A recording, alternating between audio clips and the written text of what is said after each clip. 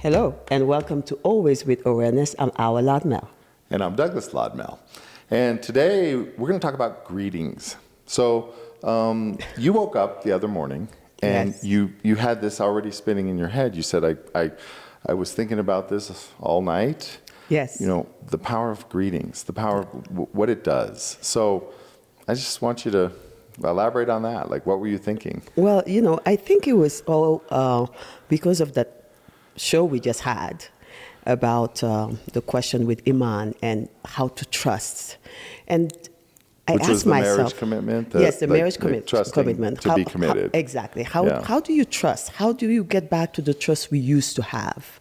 And then I asked myself, what about the part of us that is trusting and needing to trust, right? And what does it mean to trust? Mm-hmm. And it came to me that greeting was very powerful. And why do we greet? I think it's because the nervous system, because we all on fight or flight mode most of the times when we are around people that we do not know. And I know that's something that had changed my life to really greet people. And that was something I wanted to share because it is very powerful. This new generation now, greeting is not what they think as important. Well, and sometimes, we talk a lot about the new generation. That's right. Part of it is that you're coming from a culture which is already built in different, That's fundamentally right. different. Yes. So just coming to America, it may not be the new generation. This may just be America. And I agree with you. Yeah. Because we do even have friends that are adults and come to our house. I don't think it's a generational issue. It's not a generational This is one issue. we don't blame on the young people. This is just America, our culture. And when we say greetings, we mean when someone walks in the room, getting up, saying hello, introducing yourself, shaking their hand. Even waking up in the same house. Yeah. Where I'm from, everybody every day you wake up in the same house, you greet your parents, you greet your siblings. Your siblings wake up after you, they come and they greet you. Mm-hmm. And I think it's the nervous system just calms down. How do I know that? This is making me want to share this story that I had with this Chinese man that owned a supermarket in Miami. So I went to his supermarket to get some Thai basil. It was around lunchtime, and he's behind the counter having his lunch, and nobody else was in the store.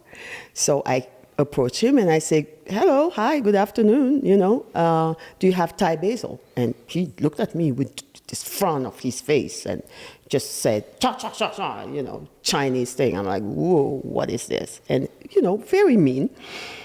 And I remember my nervous system wanted to either fight him, curse him, or just leave. Just run away. Just run away. So that was the beginning of me really paying attention to what is going on in my system, in my body. And I went to my car, and I was still shaking of just wanting to give him back what he gave me. And I said, no, I'm not doing that. So I make it about me, and I went back to the store the next day. Again, he's the only one in the store. And I came and I say, how are you? How are you doing today? And, Thai basil, hand thing, and same frowning face, speaking his language again and send me over. By that time, I'm not nervous anymore. I'm laughing. I'm just like, this is... And you went back specifically, really? Not for the Thai basil, but for him. Well, for the Thai basil, but mostly, I could have gone somewhere else to get it. Yeah. But I was so triggered that I'm like, wow, can I keep going to this place, this uncomfortable place, and then do me, right? So the third time I come back, his son was behind the counter. So I came in. Well, guess what? He had already prepared the Thai basil for me waiting.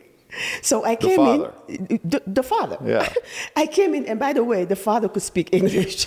I came in, and he said, Thai basil, and directed me called the lady to get me my Thai basil. Now, the son, who was behind the counter, turned around, looked at the father, looked at me, and say, "Do you know my father?" Like, it was for him, like, what's going on? My father do not speak to strangers, let alone speaking English to them. But I said, yes, your father and I, we are friends. But it was a gift. And what had happened there is two strangers who have worked themselves through greetings. I don't know what happened for him, but I guess my consistently coming with the same face and the same greetings had just lowered his nervous system. Yeah. You know, and that opened up a lot of doors, and I have so many stories like this where, believe me, doesn't matter who the person is in my life and what judgment I have around them because of just how they look or what they said or what story I have around them. Intentional greeting just open up so many opportunities to connect. And unfortunately, it's something we are missing more and more with this technology. Yeah. That is the phone. You know, I see it myself when I'm on the phone too long, when I used to be on the phone too long. You're not yourself. It takes time for you to come back almost to the your human self in your body, you know. So be careful with the phones. Pay attention to your environment. Who's there? I know we lived that when we were in Las Vegas last week. Well, I was going to say, you know, this is a nervous system training issue. This is not anything other than that. Because if you think about any new environment that you might find yourself in, a new school, a new workplace, a new restaurant, why do you think we love going to the same restaurant with the same waiters who know us and the same maitre d' and, you know, the same bartenders?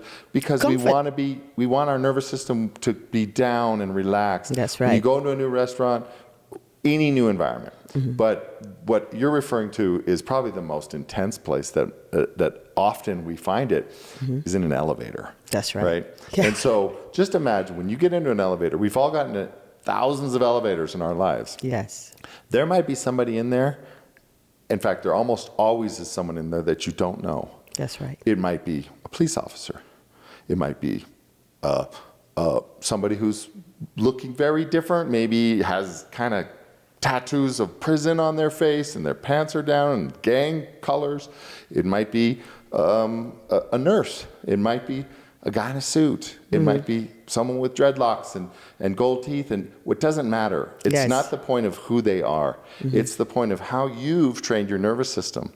So in some of those people, you might be more triggered than with other of those people. That's right. And what triggers me might be the opposite of what triggers you. So you might be triggered by the guy with the gang colors on, and I might be triggered by the police officer because it's just my experience. It's my training, whatever I've trained my nervous system to do. That's right. So in this case, we were in the elevator. Yes. He was already in there. So it was a guy. And his face, I mean, more than anything, it was just his energy. Yes. It was very hard. Yes. I mean, he had a face on that was a mask. He had sunglasses on. And you know, he was big guy, just hard face. Yeah, I mean, the thing is, he didn't even look up when we come in. Yes, and you know, with the jersey and a lot of jewelry, but the whole energy was just like, I don't talk to me. Don't, like, you know, kind of standing off to the corner, like, I'm not part of this environment. Right. And I could feel my nervous system, and I know you felt your nervous system. Oh, absolutely. Like, both of our nervous systems were like, whoa, who have we entered the elevator with? And that's why. And then you said, hey, where are you from? And the guy turned, flashed the biggest, most beautiful smile, and said, Canada. I know. I mean, talk about a misread, right? Like we misread this guy completely. That's right. And then I say, well, what part? because I had a feeling. Yeah. Montreal. And I said, Yeah. oh, parlez-vous français? Yes. And of course, you speak French, and you started speaking French with him. And now we have this connection with this guy Yes. that at first, both of our nervous systems were firing off. I'm sure. And who knows, maybe his too. Maybe but, his too, You know, yeah. but just to say, there is this thing about greeting that just lower not only the nervous system, but gives you a sense of belonging. Right. Right? Like, I see it all the time. You did it again last week. We were here at the ranch at the bar, and you greeted a stranger Yeah. who was this beautiful lady that walks into the bar. We all sitting there, but you thought he was part of our group. I'm happy to be standing at the door. At the door. And another part of our kind of group that had come in and had introduced some family. So That's I it. literally kind of presumed that they're more of family, but they weren't. They were guests at the ranch. They weren't part of our group. Yeah. But I just said, hey, my name is Doug. And she was in shock. That's right. She was not expecting that kind of very welcoming, very warm, Yeah. like, oh, you must be part of our group greeting. And then now, I wasn't there when you were greeting her. Right. So then you came to sit next to me, and I see this lady coming with the smile at me, Yeah. and just said, Doug greeted me, meaning I feel I belong here where I got the greeting. Yeah, it was almost like hey, Doug invited me. Doug greeted me, therefore I belong. I belong. Yeah. You know, and it was beautiful, and we end up now exchanging numbers. And but just to say, and I think that's what I wanted today, this show to be about, is the power of greeting. It's not for nothing that we have our own herd. We didn't come here alone. We come with the mom, the dad, the siblings, the aunts. And so this nervous system is trained from young age that you are part of something bigger. Now, when you move out of your little village, your little family group, and you're out in the world, you are constantly in fight and flight mode until you have this sense of belonging again. And greeting is the most beautiful thing you can give to yourself and to somebody else, so that they nervous system relax, that they feel like I'm here, you know, because I see a lot of people who you almost want to say to, hey, we see you, you're visible, you belong, you're here. Yeah. You know, I mean, and in the elevator, I mean, it's so small space, and anything can happen. And in that moment, if you have started already with no greeting, not nice, and something happened, now it's going to be stuck hard in to there for 4 hours? exactly. Now it's going to be hard for you to ask for help. Yeah. Right? So I always teach my kids to greet. Please greet your own kids so that they learn to greet themselves. I remember we shared this with one of our friends, and he said, not only I am so good at greeting and I see the value, but you guys help me see that I do not do that in my family. Well, I think sometimes even people who are very good out in public, That's right. they just assume with the family, we haven't culture-wise integrated that in. Now, of course, some families certainly must.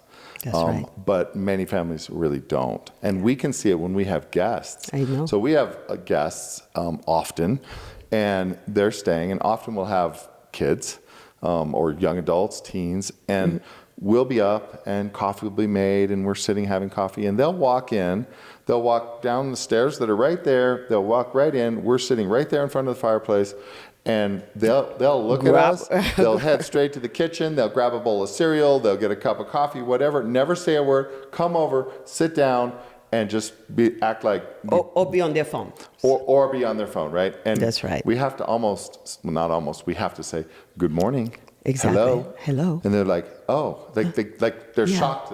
Yeah. Oh, did I do something wrong? It's like, Yeah. hello. That's We're right. here. Good morning. How about a hug? How about a kiss? Right. Just educating. And it's so funny that you said, did I do something wrong? So when the hello for a kid just triggers a, wow, Like, oh. did I do something wrong? That means you are not greeted at home. They're not used to being greeted. They're not used they to just being wake up greeted. in the house and they just act like it was just last night when they went to bed. Exactly. And I'm not sure they said goodnight either. No, right? they do. It's just disappear to your rooms, reappear in the morning, and you're right back into whatever vibe you're in. Exactly. But the power of actually every morning greeting, and you brought up the point, even our animals do it. Yes.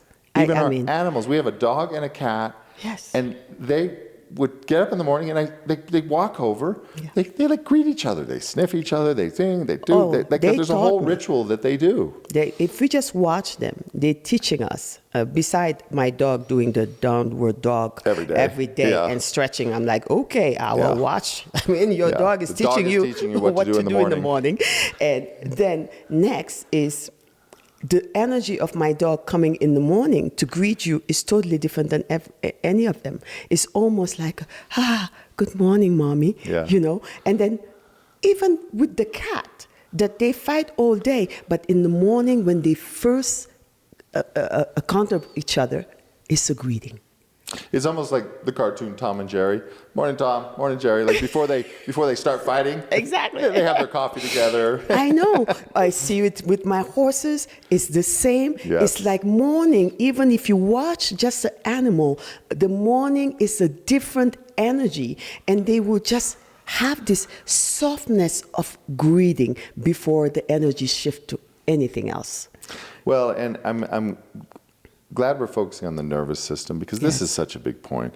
And most of us are very unaware of our nervous system. But if we start paying attention to it, it should not be in a state of fight or flight all the time. That is not good. Your cortisol is elevated. You're constantly, and unfortunately, it's kind of where we've gotten to in our modern culture. That's right. And one of the things that is the most triggering is that, you know, we talk about this. I grew up, there was no phone. I was out the door. I was playing all day in the park. No one could get a hold of me. My nervous system was as low as it can go into fun mode. I wasn't worried about any strangers coming and nabbing me. I was out in the world because my parents weren't worried about it, so I wasn't worried about it. That's right. I would come home whenever. They would not be like, "Where were you?" They would be like, "Great, hey." It was a different thing. Yeah. Today we grow up with a phone literally 24/7 attached to us. That's right. I don't know anybody who doesn't have access to their phone every second of the day, right? And some of them they'll text you back within 5 seconds any time of the day that you text them, which means they're really on it. Yes. And so that can create an incredible amount of stress And disconnect. and fight or flight, because there's a lot of things that can happen, information that can happen, or people that can try to contact you that trigger you, that cause stress.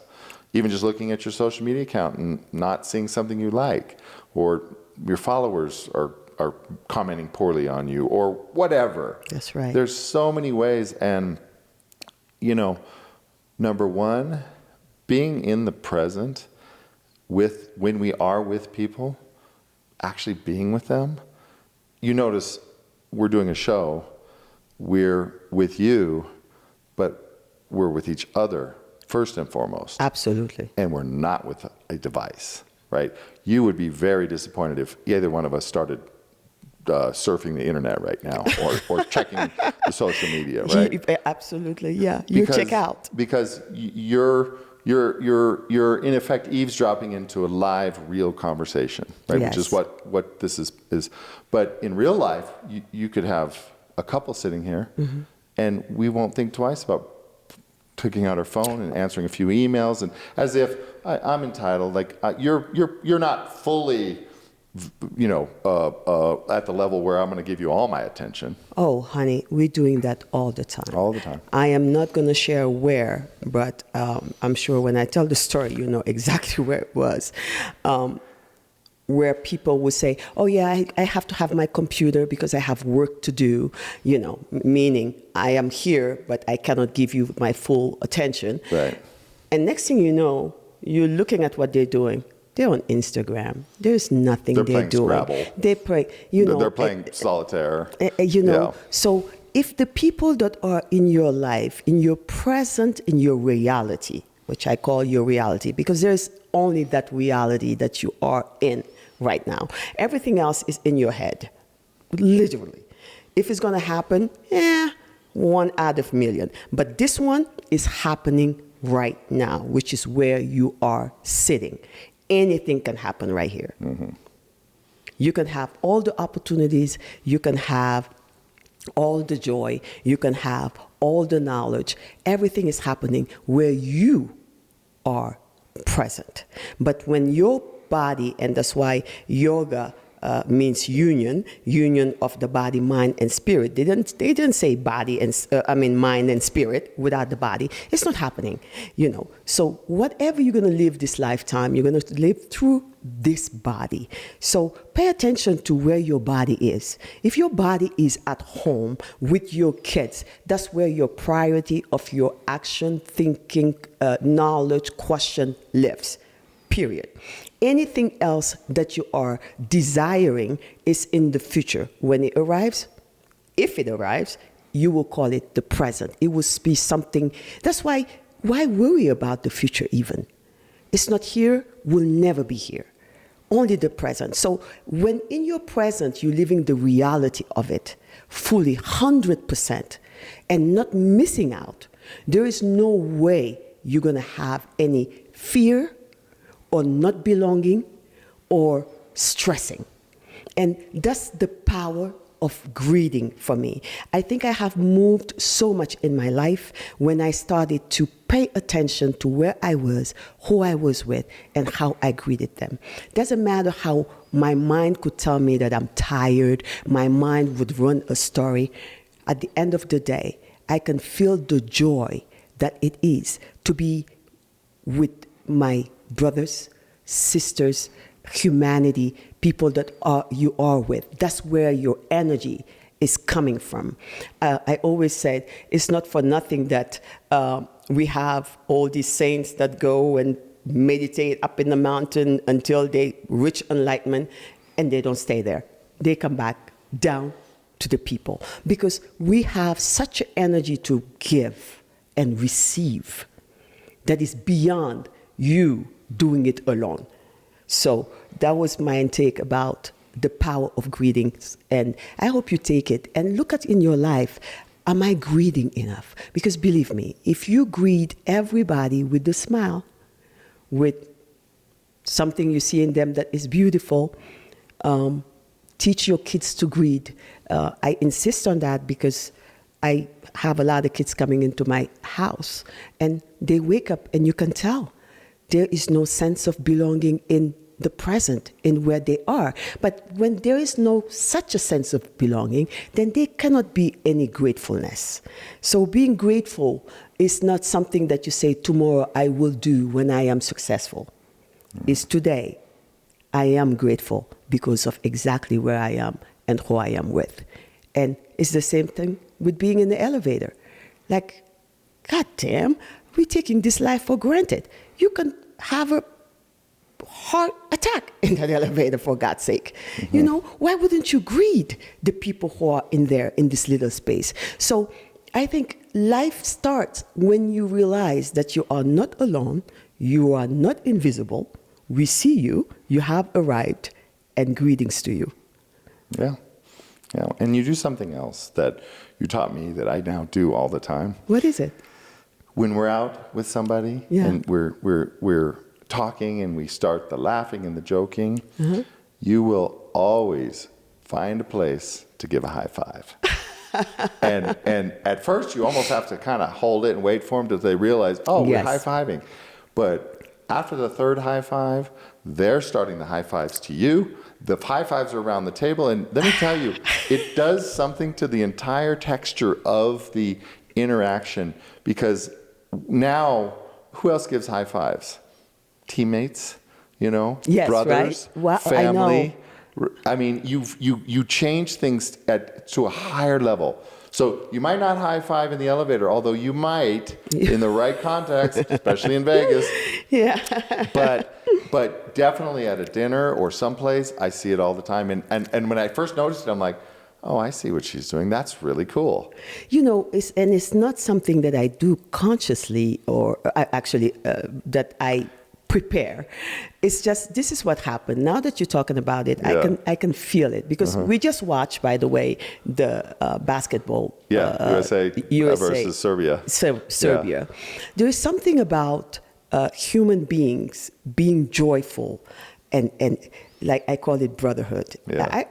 I was crying just seeing all these brothers at the end just putting head to head, which is a way of greeting, like acknowledging each other's, fight, and we got this.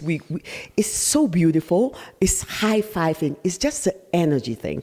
So when I'm with people that I know already, beautiful, but you can see that the blockage in the body, the resistance, the holding, high five always works for me.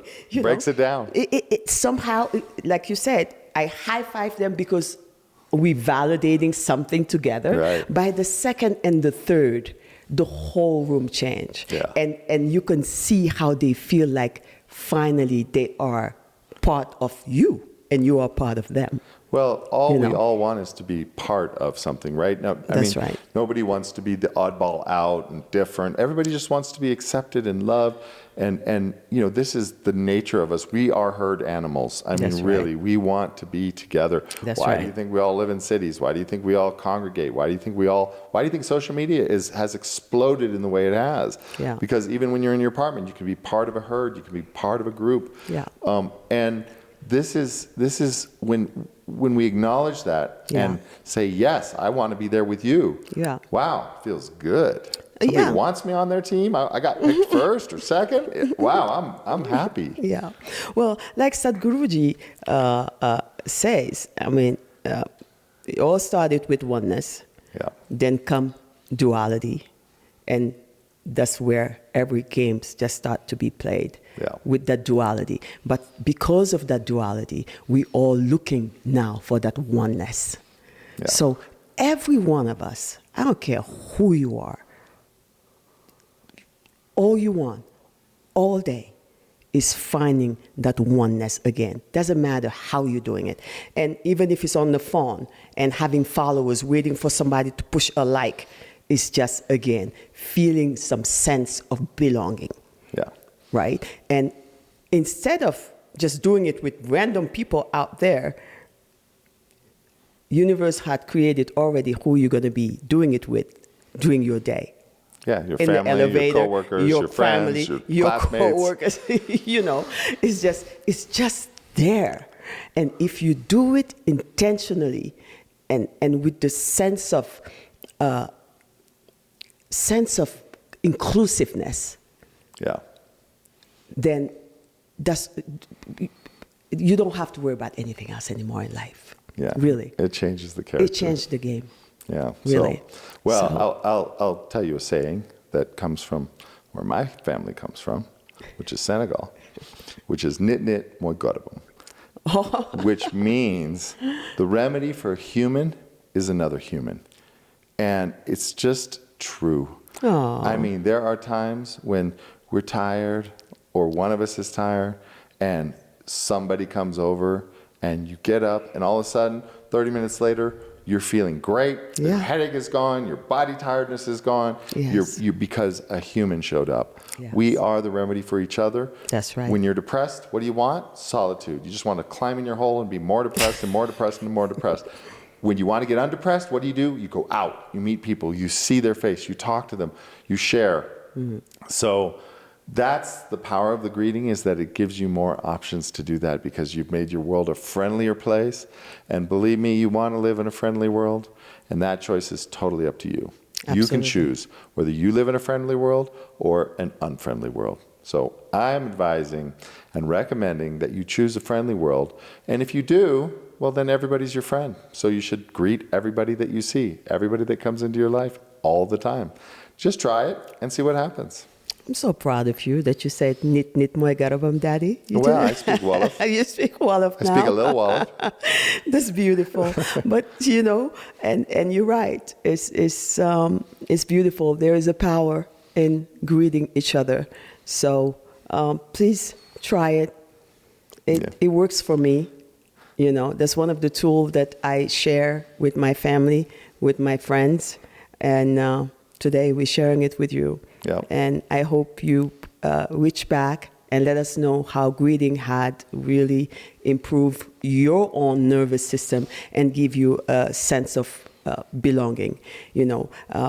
I'm going to finish with sharing the story with our neighbor. Oh, yeah. I almost say her name. Yeah, probably shouldn't say her name.